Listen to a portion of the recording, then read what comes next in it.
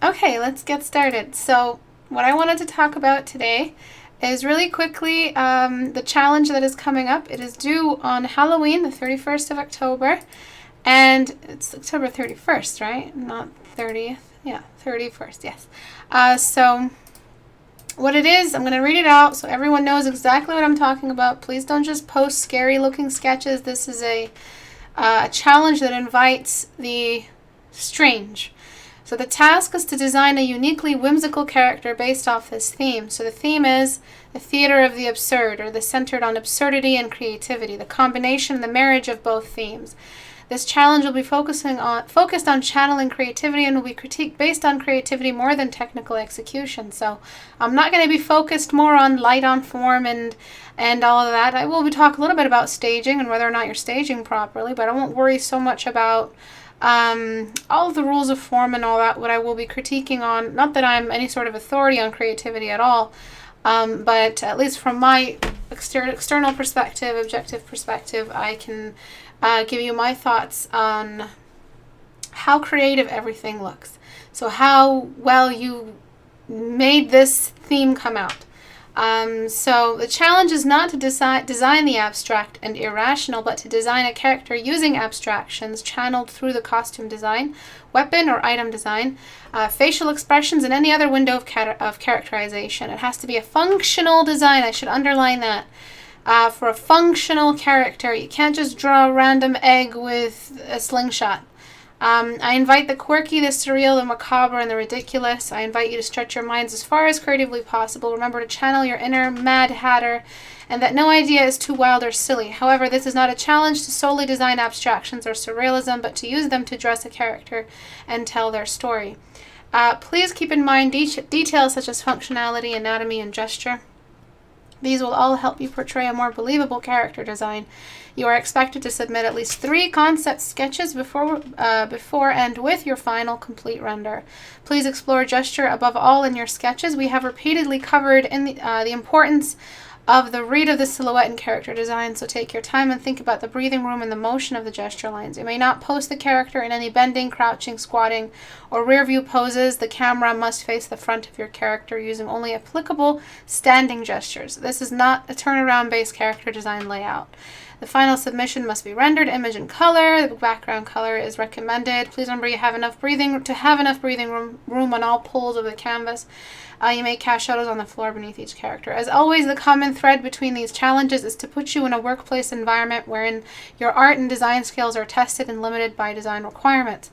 Of course, designing a character is not just in painting a face and a figure and throwing on some costumes. It's a matter of relating to the character's backstory and pulling inspiration from their story for the entire design. So keep in mind this is a functional character, a living character. It has a world of its own, but it is about being mad. It is about being absolutely nonsensical, but for a functional character, which is a challenge here, which is a challenge you get in studios where you are assigned to design something like this. Your character design does not have to be for a protagonist, but can be used to personify evil or the antagonist of a narrative. Remember, the design is very dependent on the backstory, so spend some time ruminating. So let's take a look at some of the questions so I can answer those and see if I can clarify some stuff. Is the circus keyword in the title meant literally, so the character should fit a circus theme? No, the character does not have to be, circus is thematic. It does not have to be an actual circus. No, not an actual circus, but you may pull from the circus aesthetic. Oops. Sorry about my lightning speed typing. I try to slow it down so it's not so annoying. Oh my, there's so many questions. So does the channeling the abstract to the costume, weapon, or item design part mean we're supposed to dress up relatively like regular humanoids and are not allowed to dress the humanoid itself? No, humanoid does not have to be a humanoid. Does not have to be a humanoid, and no, it may not be a simple costume design. The character can be a, what's it called, an animate object. An animate, is that right? I don't know, fuck it. Alright, so, fuck my life. is there supposed to submit these challenges to. You submit them to the challenge submission section here. During the duration of the challenge, you post everything related to it in the challenge submission. Thank you for answering. Hi, Istebrak. Would a creature design be all right? Yes, it would be, but it has to be a sentient character. Yes. Yes, it may be a creature. For me to limit it from being a creature would cap the creativity significantly. Yes, it may be a creature, but it has to be sentient. Okay. Let's see. You can draw traditionally. Yes, I want to start a challenge. Write a challenge with the mouse. Promise to start a challenge. I'm starting to learn. Yes, you may do a traditional. Kid, if you don't join this challenge, you're a coward. This is going to be my first one too. Let's quit being cowards together. Yes. I keep saying I'm not going to join a challenge, but I never do. Maybe this will be the one. Submissions are due the 31st. The 31st is a Tuesday, so it will be nice and symmetrical. Wait, what am I doing? 31st will be a Tuesday, so we'll be due on Halloween Day. I will host a stream on Halloween. You're expected to submit a list of concepts. Does this mean we're supposed to post at least 3 ideas for different characters, or can they be different versions of the same character? Either or, mostly the latter. Or mostly the latter. Okay. Sorry about this. And let's see. Is there going to be a folder Istebrak's page like on the other challenges with the inspiration pick? I'm not going to post any kind of reference or anything like that. Again, that would just put another cap or invite you guys to copy what's in the references. I stopped handing out inspiration folders or resource packs because you guys started copying what was in the inspirations folder, even though I was very specific. Do not copy the inspirational folder.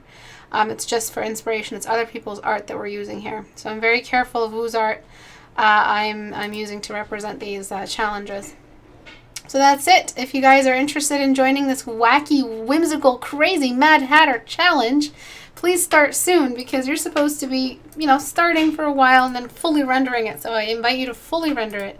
It's not just about sketching and hand drawing like we did last year with the Witch's Hovel. So I'm going to get started on the critique now. Okay, so this piece right here has a couple of issues. This is Hercules defeating Cerberus, or just manhandling Cerberus. I'm not sure if this is a master study. So if it is, please let me know. If you guys can let me know through Discord if you get an idea on whether or not it is a master study. I do not recognize this piece, but you have a couple of issues here with the anatomy that are just glaringly, make it glaringly difficult to look at it. Which is when we squint our eyes, we see this very defined triangle of light right over here, which seems anatomically impossible, even if he's bending his back and perfecting his posture. So I looked up some references for us, so we could take a look at exactly what you're missing here. Oh, God. Okay, so what are we missing here? In the abdomen, around the diaphragm, the ab structures there are not as large as the lower pieces. So let's take a look here. These are quite large. They get into quite large over here, and then we've got that diaphragm. So everybody's body is different. His abs are a little lower than his diaphragm, the second set, and this guy is right up there because he's tucking in his belly. So his diaphragm is probably right under. That diaphragm is that muscle that's right underneath your lungs, and it helps you breathe in. And I guess it's just one big muscle that helps you control that entire ab area.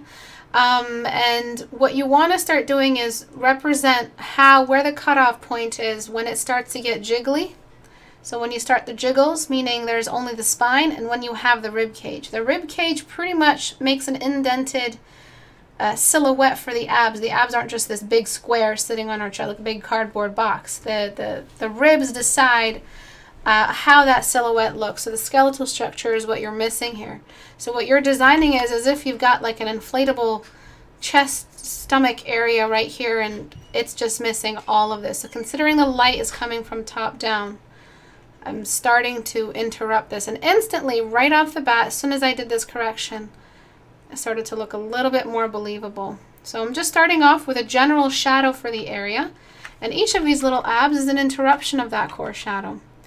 So what I'm doing now is I'm treating the torso as a separate form study. And I'm casting the shadow, the main core shadow, off of it. So there's one. And I'm always looking at the navigator. There's two. And then the tiny sub forms are sitting on it a little bit more, and kind of relieve the that geometric shape of the torso. So this core shadow that you have, this cast shadow off the head, it doesn't make any sense because you're diffusing so much down here. So the core shadow and the cast shadow are the same thing technically.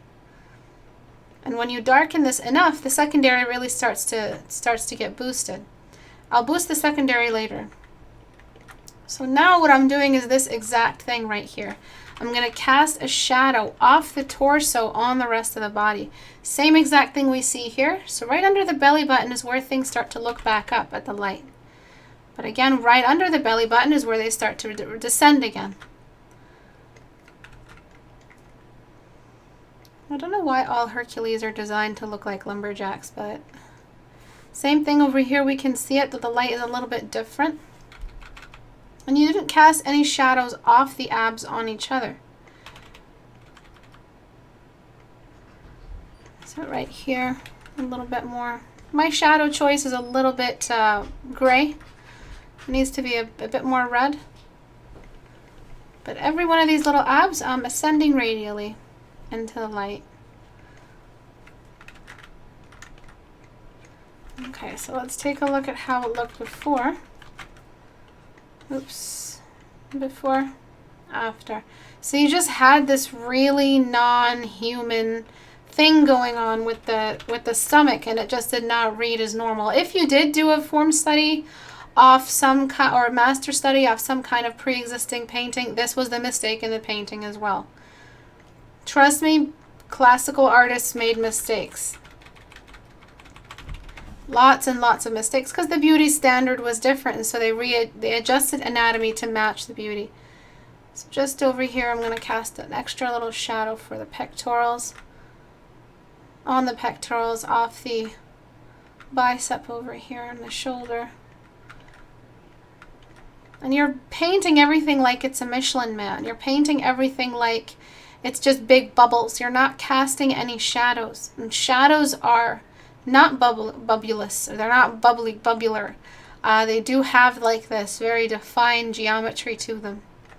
So right over here, you gave me like this really bubbly version of the like this cast shadow here, when it just needs to be a little bit more sharp instead of being so soft and so radial all the time.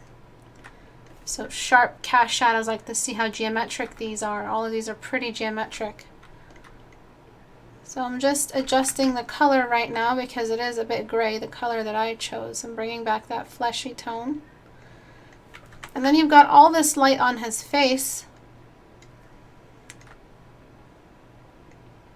So let me see if anybody's telling me if it's a classical, if it's a master study or not. So yeah, all this light on his face does not match the core shadows happening everywhere else. And so I'm going to cast this entire half of his face in shadow. And don't be afraid to do this. This is important. And then after that, I'll illuminate his nose because it's catching some light.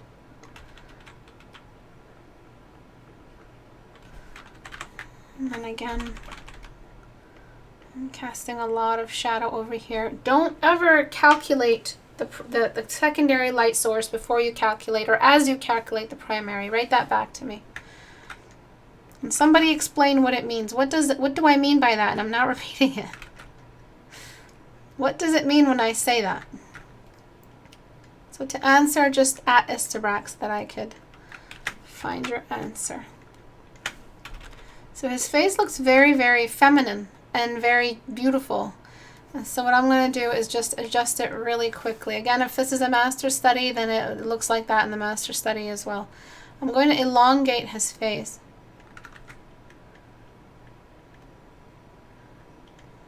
his head looked very, very small compared to the rest of his body. Okay. All right, what else? So I can show you before and after. See how tiny and cute his head was? So I just enlarged it to match. And now I'm going to drop one level lower into the radial values that represent muscles on skin. So that means that we have to get red as we drop. And this is just wherever we've got edges or overlap or a terminator right along here. And then after I'll diffuse. But again, bounce light or secondary light, those are all secondary, meaning they happen at a later time. This whole section has a cast shadow on it for the thigh, because this body is in the way. This section of the body right here is in front of the thighs. And then what I'm going to do is get the old layer back and erase back in anything that is looking up at the light source. And I'm going to do that with a geometric brush. So right over here, a nice pretty cast shadow. Right over here. I'm going to just lay down some more. Get a perfect little cast shadow of the torso on and carry that all the way over. Do you see that pretty cast shadow? And that's the body on the leg. That isn't just one section of the body. That's the whole body on the leg. So these abs are a little confusing. So we've got bubble, bubble, bubble, and then bubble, bubble. And then this bubble is a little bit more exposed than that bubble, but this bubble here continues that halfway shadow because it's top down from an angle. Okay.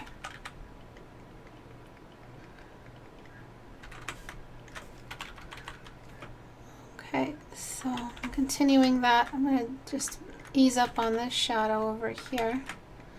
All right.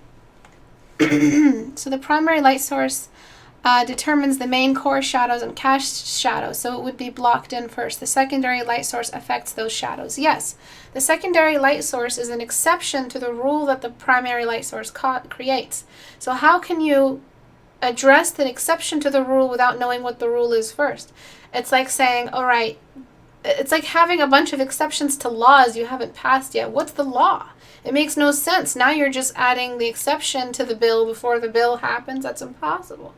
That's nonsensical. That has zero logic to it, which is exactly what happens when we try to do this in a painting. You're considering the exception before the cause, the universe, the God of the painting is even considered. That's not appropriate. That's not possible. So not only do you have an overly exposed ab structure, you have overly defined muscles. They are way, way too overly defined here. So what I'm going to do is I'm just going to blend some together. Just blending away at them.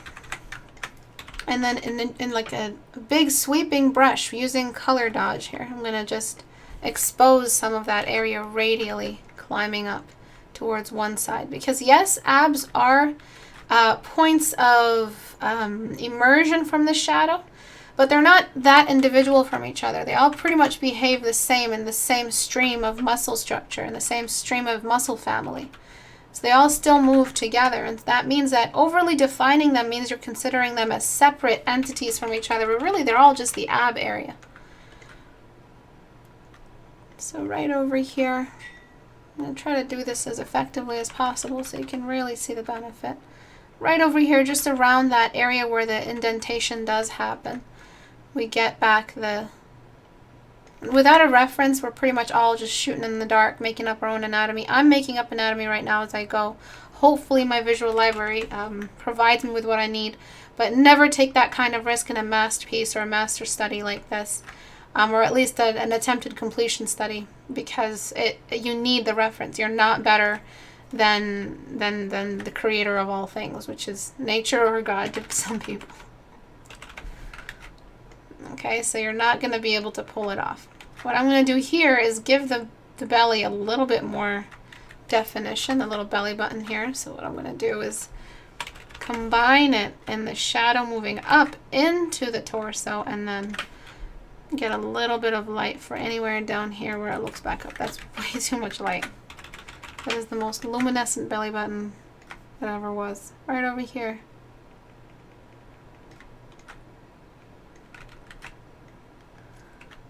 And then I'm just gonna suggest it as a fold, almost like a fabric fold, instead of just a random little dot. And it looks all the way up at the light, so that light on the belly travels and looks up.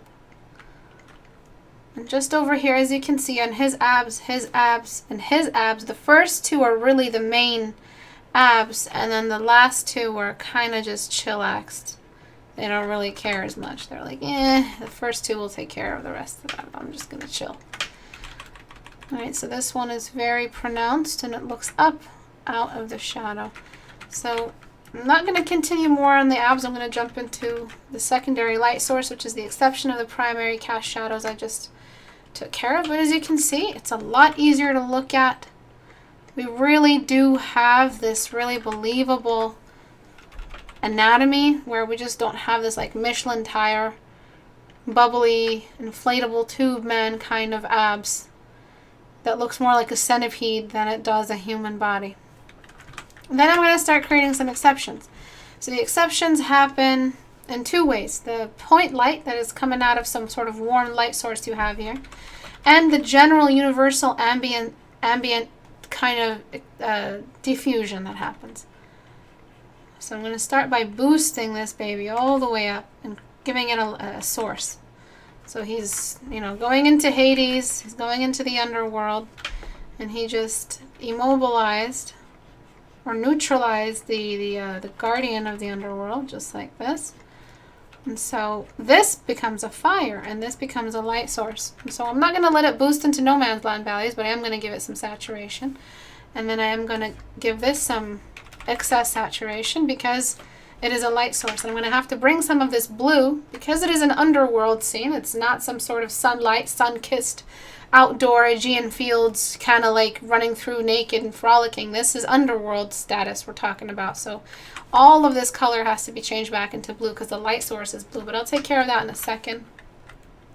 So I'm just going to start diffusing and introducing that orangey red value.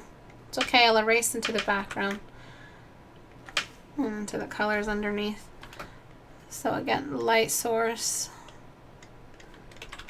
And I'm using that everywhere. And you didn't use it everywhere. You know, some areas were allowed the bounce light, and some areas were just like, no, you don't deserve it. Which is not fair. Everything gets some. Even this funny little rock gets some.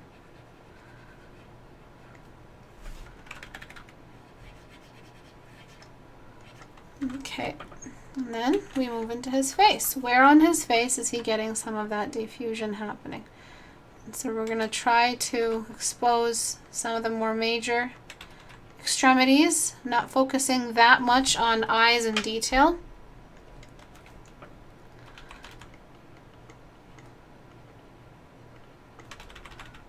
So I may do 1,000 more, critiques. I'll do another 3 years of this, and I will still find students with issues who don't have, students who forget to consider the primary before the secondary. Some just paint them both at the same time because they're just so trigger happy. And they end up really destroying the painting because the mood of the painting is designated by the attitude of the primary. Write that back to me. That means the primary, being the god of the painting, decides what time of day it is, what the attitude is, what the climate is, how strong the light source is. So if you're trying to paint a scene that has this much happening in it, you're really doing yourself a disservice when you neglect to treat it like a light source. Like the primary is the leader of the setup here. So what I'm doing is I'm just casting some shadows off these guys. So this dog is in the way of casting a shadow of the secondary on the pectoral. It's not just going to be constant exposure. There are cast shadows caused by the primary as the secondary as much as the primary. right over here, this is a little bit flattened. I'm going to give it some primary. And this is the language you're supposed to be speaking in. This is the terminology that's supposed to be constantly in your mind. Okay. And the neighborhood here is much darker, so I'm just going to darken that a little bit. And then I'm going to just sharpen some of these. That dog's hand is not allowing the cast shadow to come in.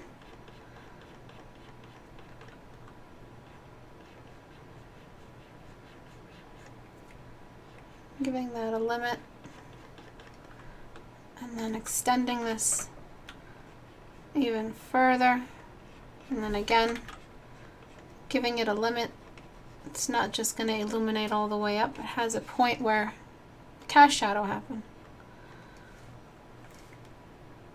And as you can see over here on his face, there's not much bounce light.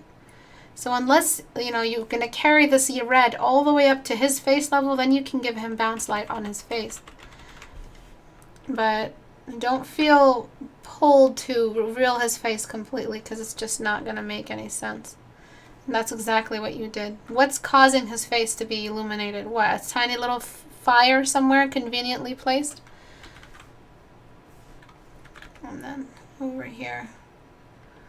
And then this dog, I guess, casts a shadow. It doesn't allow him. I'm not going to shade the entire dog. It's too much work for the amount of time we have. I'm just going to find just significant elevations or points here. And then just cast some shadows. Every light source on an object is a contemplation of exposure and cast shadow. No light doesn't cast a shadow. These are the rules. There is a cast shadow. Be it soft or sharp, there is a cast shadow, and it's your responsibility to have the eyes and the vocabulary to find it. And without knowing what a form is and how an object looks inherently under all of that detail, you won't know how the light is traveling on top of that surface. So right under this guy's chin, there's a lot. And I'll do some color correction in a second because of the primary. So that's why it's important to consider the primary and then create your exceptions. You can't do any of that without, figuring that stuff out first. Okay, so now we have the problem with, I think the staging is a little bit off as well. Not really sure if I would keep this tile canvas. I think you need a little bit more environment to really make it happen. He kind of looks too in control as well, and Cerberus looks a little bit tiny, which is okay. So I would consider making him a little bit smaller. He's just a bit too big. He's overwhelming the painting. So let me see what I can do about all that.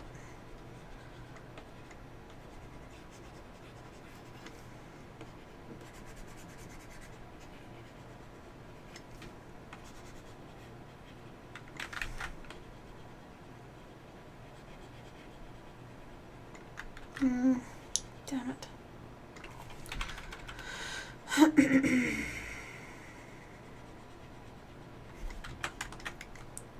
Okay, so I just want it to be a complete impact, so give me a sec here to make sure it's perfect.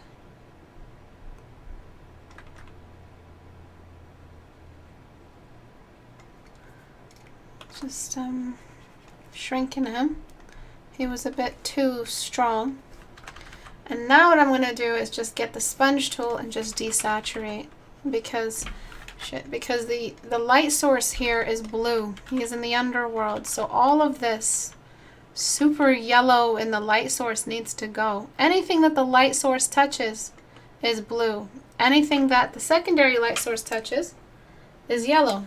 These are your choices. You made these choices in the background. We forget that that the environment, the background value is just as important as anything else. But, you know, we're the ones who choose these colors and we forget that they play a role on the object. How could you possibly think that the background has no role in what's happening to the object? It's the world in which the object exists.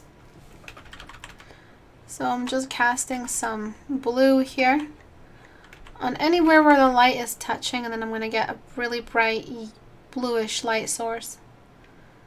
And he's just going to suddenly be united with the environment. And it's okay if you have these weird grayscale-y looking interpretations of the skin tone. It's okay. That's fine. Because you are choosing a very, very blue environment. I'm going to illuminate his hair. His hair needs some light exposure. It's very flat. And then again, I'm just gonna give it some blue. Even if it's brown, I'm gonna give it some blue. And I'm just gonna find wherever else you did this. So when you're in a blue room and you've got a blue environment and it's a really constantly stormy underworld, there's no vibrancy in anything that you're painting anymore. There's no more vibrancy. There's no more warmth. There's just pale blue light. So it can have a magnitude to it, but it's definitely not the magnitude of the sun. But I'll get rid of that. Maybe there's a big glowing blue orb in the afterlife. In the underworld. So what I'm doing now is color dodge using the blue. And I'm just going to spike some of these values up using that. Oh shit, I'm still on color.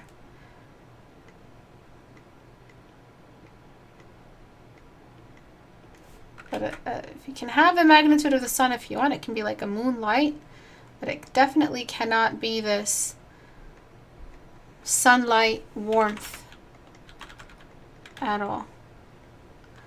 And you're casting some kind of shadow here. I'm not sure what it is coming from. It might be a rock or something. But that would be nice if you did bring in another defined shadow. What I'm going to do now is Control Z back to before I started brushing in that color dodge.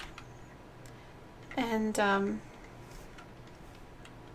or before dodging a lot of this.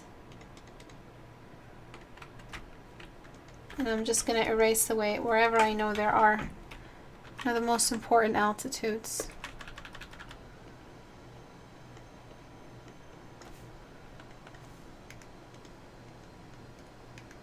So now you have a defined light source for this moonlight here and a defined light source for this part.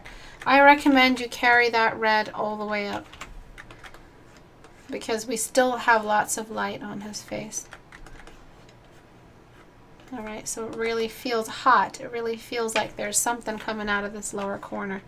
And that's that like hellish environment down there. And then up here, which you've interrupted with the big fat rock, is where the light source that's causing all this is coming from.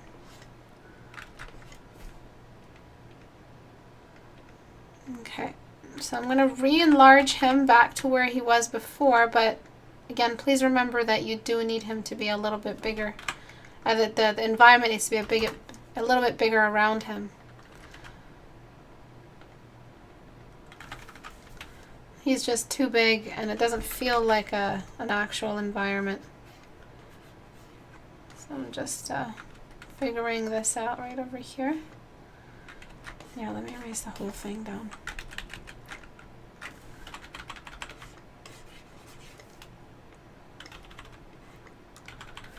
Oops, merge down. That way I have just the one rock. So, oops, before, after, before, after. And if you want this to be a little bit less bright, I don't like it that much. I would just dim it down just a little bit. As long as some of that red is moving up. There, now we have double Cerberus, but it's okay. Okay, now we have a real shadow on the torso. Where is it? Multiply. That makes it feel like it's a real human torso with light and the one object in front of the other. We don't have just this constant non-human thing happening in the belly. We have the shadow here. I think the shadow of the beard would start way earlier.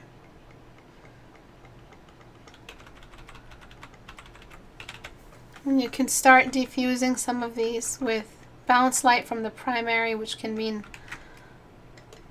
with a soft brush you're just polishing all the way around. Just like that. So I'm only leaving behind a terminator. And that's just the ambient light that has been, so there were two kinds of bounce light we were talking about.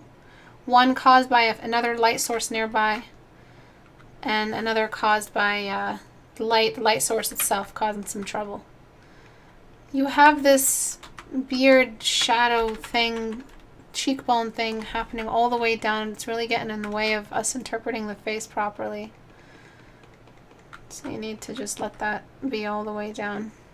That's his whole temple that you've interrupted. And that moves down, and then we've got the cheekbone. So as you can see, when you do a form study, a figure study, it really does not matter anymore about the face.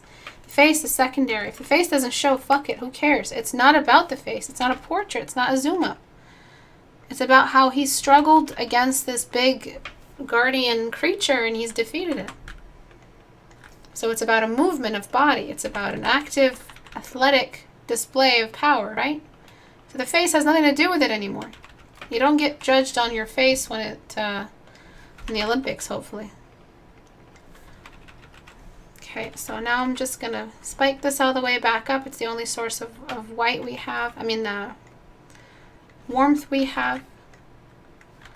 I'm going to cast this shadow over here.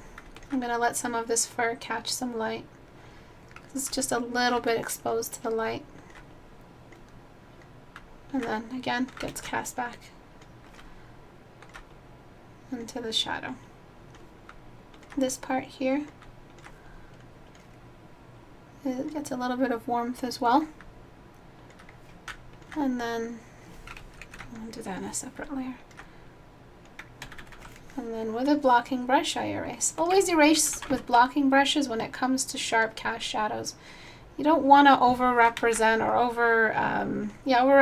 represent the organic patterns or the gradient. Everyone always goes for the gradient because they think blending equals good. That's not what blending means. Blending means that you have, carried your values and radiated them properly. So gradients are even more difficult. They're not supposed to be easy, and you're not supposed to be using them as a go-to to make a painting look good.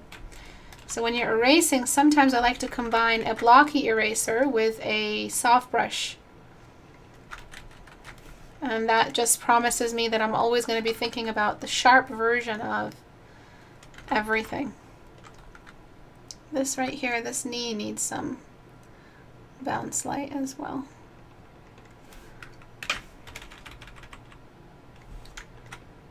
Okay, so we've got before, after, and we have one drop left to make for the abs, which is the terminator line moving down. So we've got a little bit more environment. I'm not sure about that rock. I would really consider getting rid of it. And I'm going to let this blue sit all the way around from corner to corner. Kind of just throwing everything down into a gray. I'm going to gray out the feet so they look less interesting than the face. And if you want to bring in some bounce light around the face, you can. If this was a master study, think about how you interpreted it. Maybe the master study did have an indentation for the abs. It did have more of a balanced light source color, but definitely nothing like this. If it was a master study, then it would explain a lot of the choices you made.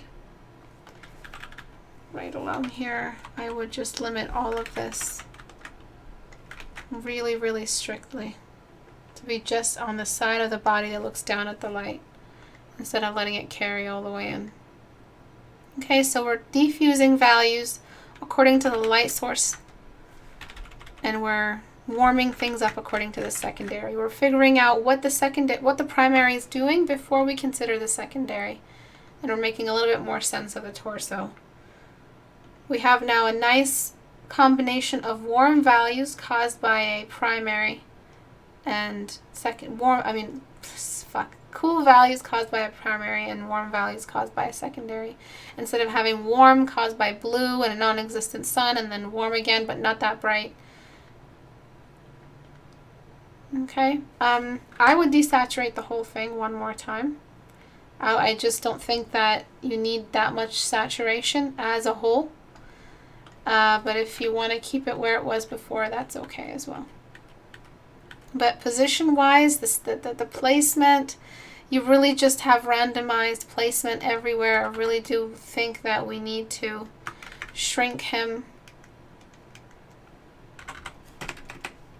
down. Just like this. And then just bring in some more environment. Tuck this part up.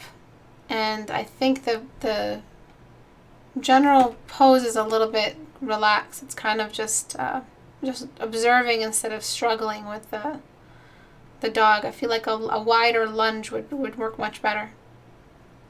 Those are my suggestions. What I would recommend to kind of boost your form knowledge is just doing figure studies as low poly models instead of full poly models. They're a little bit too polished as a reference. If you're using a full poly like photo reference like this, it has too many gradients in that you're going to fall into.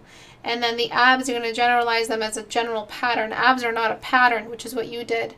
They are anatomical. They have anatomical asymmetries. You're not going to find two abs that are perfectly symmetrical. They're all weird depending on how much stress we apply to each one, or our posture, or how we're standing, and if we're leaning on one hip or not. So as you can see, none of them are symmetrical, so they're not a pattern. So finding a reference is really good. You had them too symmetrical. So yeah, think about studying figures as low poly models instead of working from references that are a complete photo. It's just too much information for you to interpret right now. If this was a master study, don't do master studies from ages where they deliberately broke away from anatomy, because it just does not make any sense now, especially if you're going to be using it for designing characters. Using that old age anatomy does not make sense.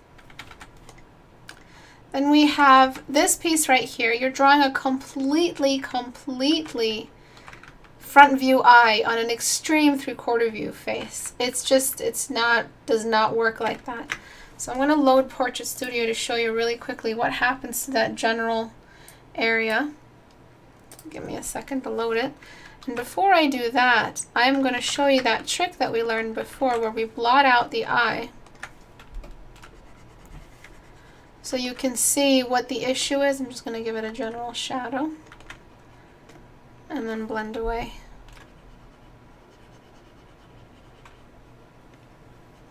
Okay, so we've loaded it. Now I'm just going to rotate her. So what we're looking at is this exact position. Okay, so we were looking at this, but you drew this kind of front view eye on this kind of extreme rotation. What happens? We miss out on half of the eyeball when we're rotating this high. So we lose half of the eyeball. We lose the far corner. We don't see the far corner. Look at the far corner. Keep your eye on this area right here and just watch what happens. Gone, gone, gone, gone, gone, completely gone. We don't see it anymore. So we need to start seeing more of the side of the temple, the side of the eye, the side of all of this. And it's the exact opposite of what you did. So what I'm going to do is I'm going to take a quick screenshot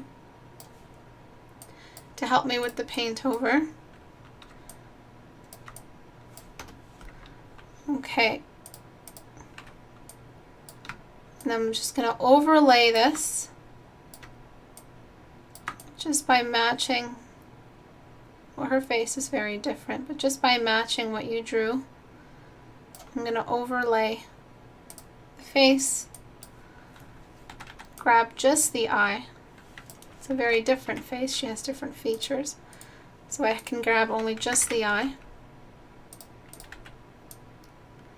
and set it up with the rest. Color correct it.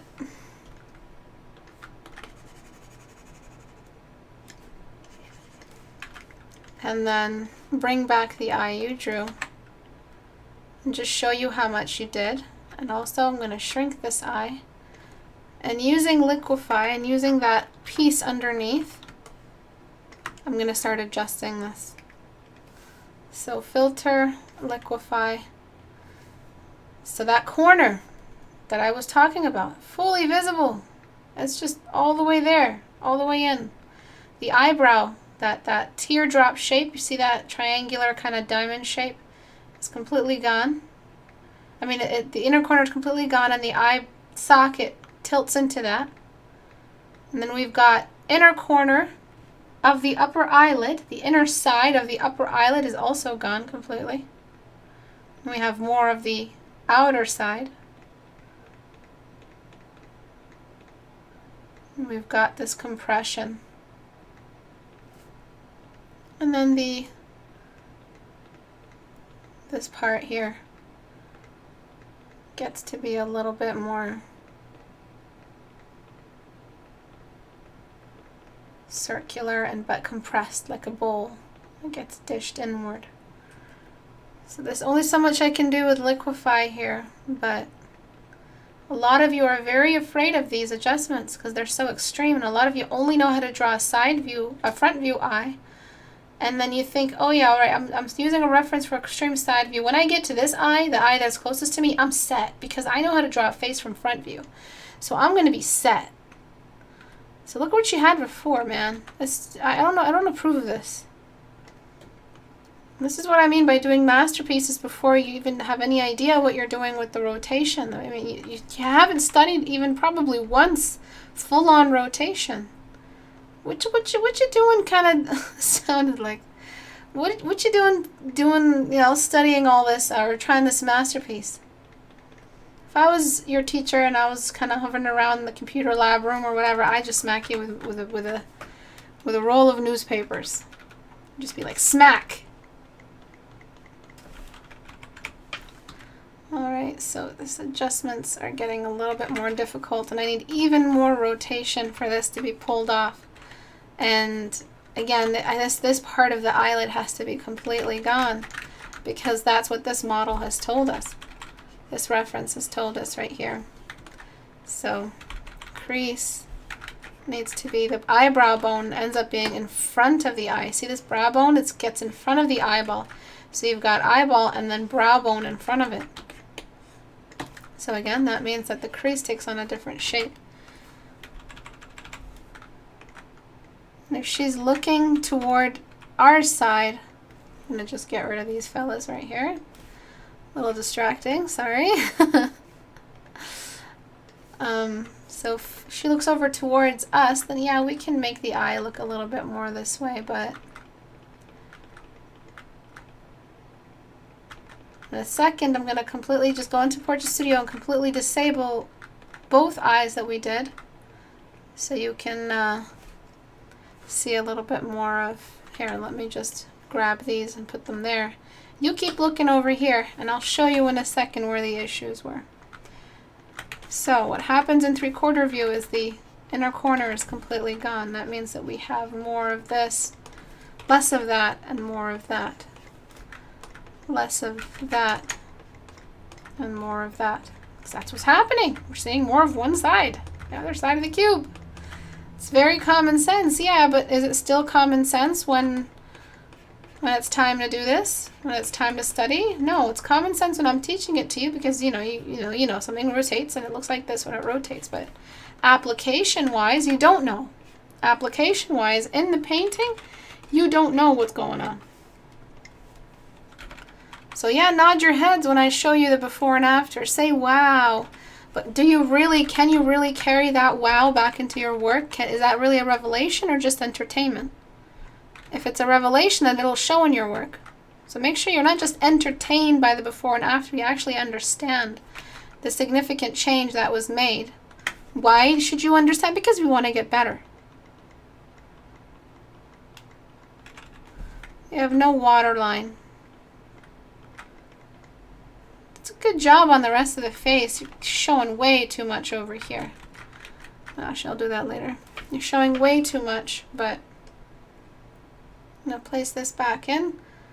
But before we do, I'm going to show you how it looked before. Oh shit. I can't show you how it looked before. Yeah, I can. Alright. Before.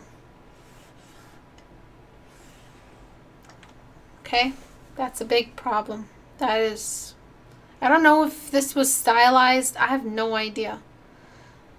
I have no idea what went on in designing this, if there was even a planning stage.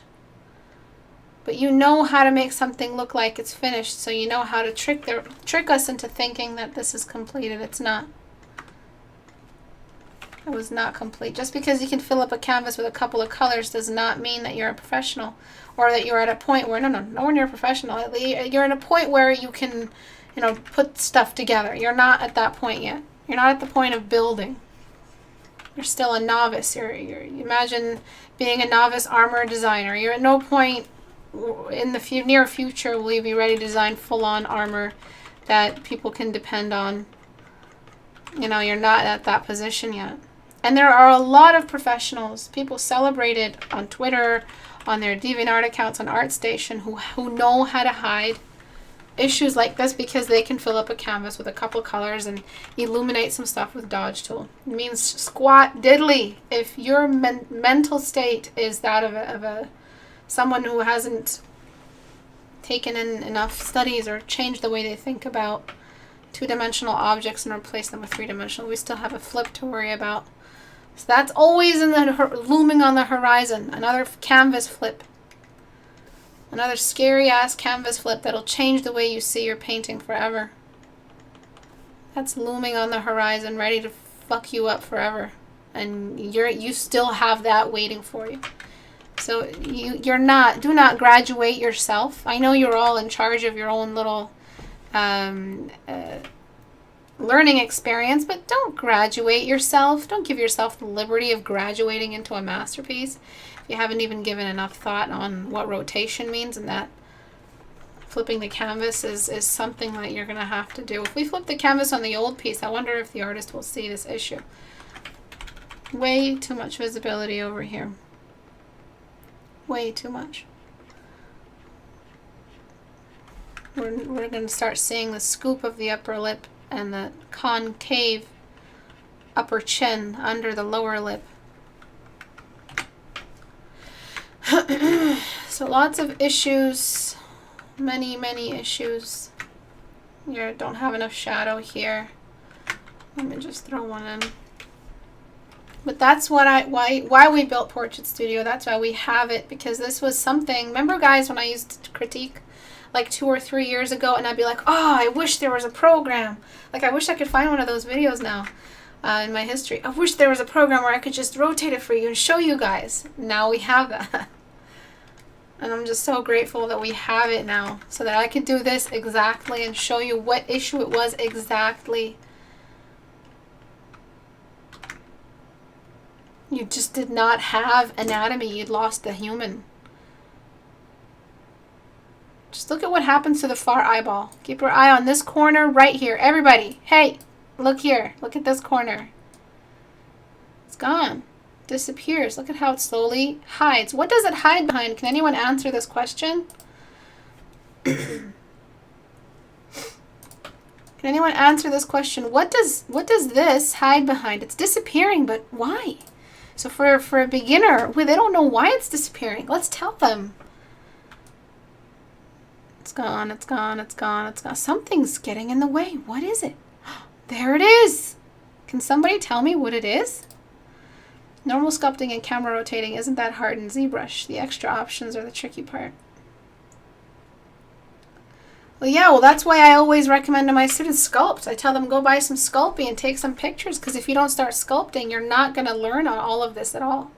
A lot of people just never want to jump into that 3D realm because they're like, no, I'm a 2D artist and I'm going to stay 2D. Do you realize that your brain is also 2D right now? You need to, okay, fine, draw 2D, but think 3D. You got to do something 3D. The ball of the eye, the sphere, exactly the belly of the eye, the eyeball. That's what's hiding it. So if this extreme eye in the distance, this one, is this hidden, then this one also has some hiding to do. It's not a front view eye. And if you're looking at artists, and I don't want to drop any names, but they're all garbage. They all make a lot of money with their art, but they're all garbage when it comes to technical knowledge like this and application. They all draw front view eyes. Here, they don't actually tuck stuff away. They don't fucking tuck. They don't tuck squat.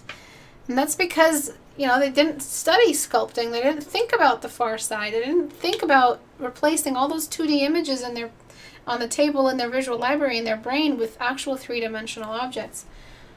And so unfortunate things like this happen. And students who copy them, who can also fill up a canvas very easily with a couple of sparkly bits, end up making this mistake as well. The belly of the eye is a sphere.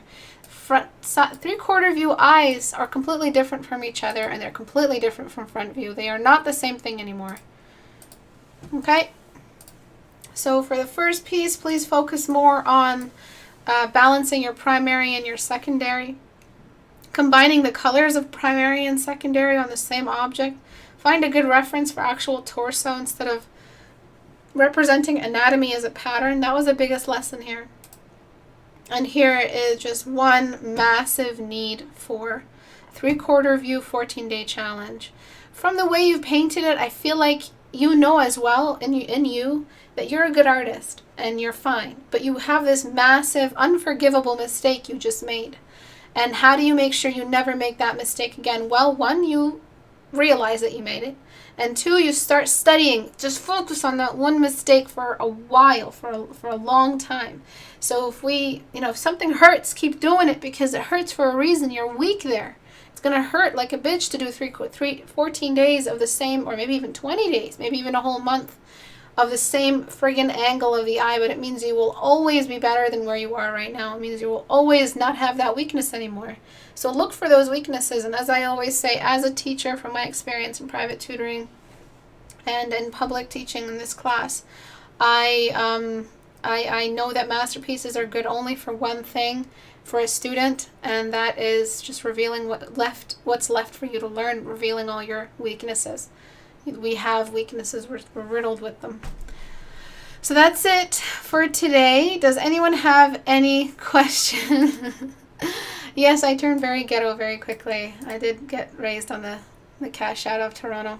I did not get raised on the sparkly side of Toronto. With the first piece, because the skin is tighter on muscular areas, does that make the skin more reflective than non-muscular body? Yes. Yeah, they're very reflective, very shiny. Isn't the ear too low? A little bit, yeah. It should be between the eye line and the nose line. At what stage is it okay to make something like this masterpiece? It seems like the pieces with a lot more details are finished to critique better than studies. Mostly because there's issues there for me to reveal. I don't really look at studies so much because I do look at 14-day challenge graduates. I can't look at everyone's study, but please do study. I look at masterpieces because that's where all the issues are formed. Just like I just said, we have our issues revealed when we try masterpieces, and the lesson is there waiting for me to teach it. As for when is it okay to try this kind of stuff, when you have a good amount of time studying hair and studying portraits. When I tutor privately, the students I work with, I eventually, if they book like 14 days, by day 12, session 12, session 13, and 14, I'm only assigning them full portraits, full illustrations, full masterpiece attempts. Because we have enough time under our belt where under my supervision we studied the perfect rotation for the eye, nose, and mouth, or the body in that rotation. So it's not completely prohibited. It's invited because you are trying to find where your issues are. But as for students who know they have a weakness and they're deliberately avoiding it, and they've had critiques, and more than one person, even if it's not an artist, tell them there's something wrong with that eye, then yeah, you need to stop trying these. And if you have these issues in your work, Daniel, then you stay away from masterpieces for a while. Do you have any clay you recommend? No, I recommend plasticine. That stuff they give kindergartens and on the little plasticine table. I don't recommend any just some gray value, and just start sketching. Start sculpting. Yeah, I still watch Bob Ross when I'm having a bad day. Istebrak, for the challenge, can the character have wings or cat ears or tails, etc.? Yes, it just has to be a character, but I swear to God, if you guys design a My Little Pony or some nasty looking fucking big titty kawaii cat, I will rip that, I will print it out, I will film it being printed out of a printer, and I will rip it out with my hand, and then I will burn it in my barbecue, okay? I swear to God, if I get some big titty kawaii cat looking things with fucking tails that swish swish, I swear to God, I will make a scene of it. Okay? Do not give me that shit. I want to see something that is unique, that is new, that is wondrous, that is abstract, but not abstract in the way Picasso is, but unusual combination of costume and character and creature and habitat, and not actual habitat, or habitat reflected through the character, expression, anatomy. You don't have to have an actual human. Okay, ZBrush, absolutely, go for it. I love you too, Bruno. At what point in the process do we add subsurface scattering? Subsurface scattering isn't something you add to everything. You add it when you are focused, or the light is in such a way where the translucency of an object is visible. So if the light is behind a hand, we see that the light is shining through the hand. If it is behind a face in 3/4 view, the nose gets a little bit of subsurface. You have to identify what the texture of the object is that you're painting, if it's see-through or not, if it has some kind of see-throughness to it. Too much reaction. Someone will do it now. Just to get the reaction. Where do I find some low poly gestures and stuff so I can study it? Low poly gestures, I don't have anything to recommend, but Portrait Studio will come out with a posable low poly model body. So it'll be like those online things that you can get on Amazon, the posable body, but it's like super high anatomy. It'll be like that, but low anatomy, and then we'll have a high anatomy one, so it's easier to rig because it's got the same kind of build and movement joints that you find in a posable art model or art little sculpture, like an action figure. But as for right now, I don't have anything to recommend that has that. Absolutely, sculpting is a great way to grasp 3D form. Do you have a video just for tutorial on how to use Portrait Studio? Not yet. I will have one very, very soon as the update comes out. I'm so sorry about the delay for the update. I was just trying to make sure it's absolutely perfect. Shouldn't the bottom lid be like rounded? Or yeah, there is a lot left for this eye to do, a lot, but I don't have time to do it. But where it was before and where it is now is a step forward. But that's it for today. If you guys are interested in joining the class, you're interested in what you saw here, you want to be part of the conversation, just go to istebrak.com and click on the Google Plus icon and join that. Also here you'll find the Facebook. I don't offer paintovers sent back to you on Facebook anymore, but you can go on YouTube and subscribe if you haven't yet. Please like and subscribe. What else? That's it. Thank you everyone for joining today. I'm so sorry. I can't answer. There's so many questions. I'm so sorry. I hope those who know what the answers are to answer for me, but I gotta get going. Thank you everyone for joining. Have a great day, guys. Bye.